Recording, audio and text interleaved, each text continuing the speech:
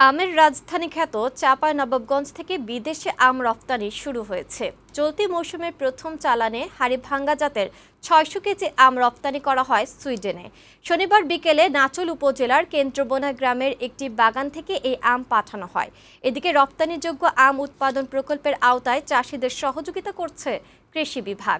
চাঁপাইনবাবগঞ্জ সংবাদদাতা মোহাম্মদ আব্দুল ওয়াহাবের পাঠানো তথ্যচিত্রে কানিজ নুসরাতের প্রতিবেদন। আমের রাজধানী খ্যাত জেলা চাঁপাইনবাবগঞ্জ। দেশের অন্য জেলার তুলনায় চাঁপাইনবাবগঞ্জের আমের কদর বেশি। জেলার সুস্বাদু বিভিন্ন জাতের আম দেশের সীমানা পেরিয়ে বিদেশেও রপ্তানি হচ্ছে।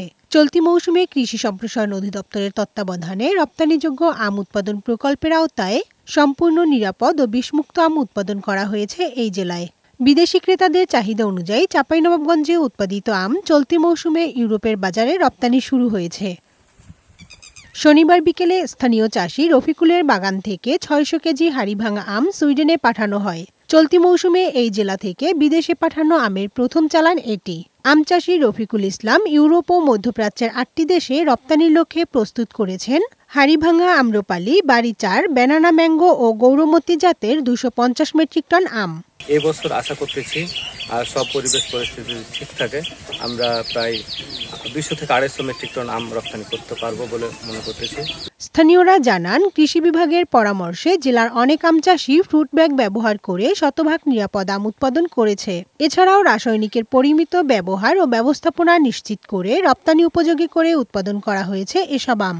প্রথমত প্যাকেজিং করি, ছোট অবস্থা প্যাকেজিং করলে আমটা সুন্দর থাকে এবং রোগবালাই মুক্ত থাকে। এই যে আমটা ফ্রেশ থাকে, সুস্বাদু অনেক হয়। এই বাগানের আম বিদেশ পাঠা দেখে অন্য ছোটখাটো বাগান যেগুলো আছে এরাও চেষ্টা করছে, ওরাও আমাদের দিকে পাঠাতে শুরু করেছে।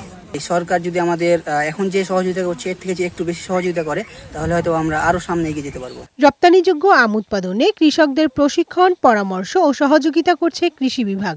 রপ্তানিযোগ্য আম উৎপাদন প্রকল্পের আওতায় তাদের বিভিন্ন সহযোগিতা করে থাকে। গ্যাপের যে নিয়মকানুনগুলো, উত্তম কৃষি চর্চার কিছু নিয়মকানুন আছে, নিয়মকানুনগুলো আমরা তাদেরকে বলছি। গত বছর চাঁপাইনবাবগঞ্জ থেকে ৩৭৬ মেট্রিক টন আম বিদেশে রপ্তানি করা হয়। তবে চলতি মৌসুমে কৃষি বিভাগের পক্ষ থেকে আম রপ্তানির কোনো লক্ষ্যমাত্রা নির্ধারণ করা হয়নি। ডেস্ক রিপোর্ট, বৈশাখী সংবাদ।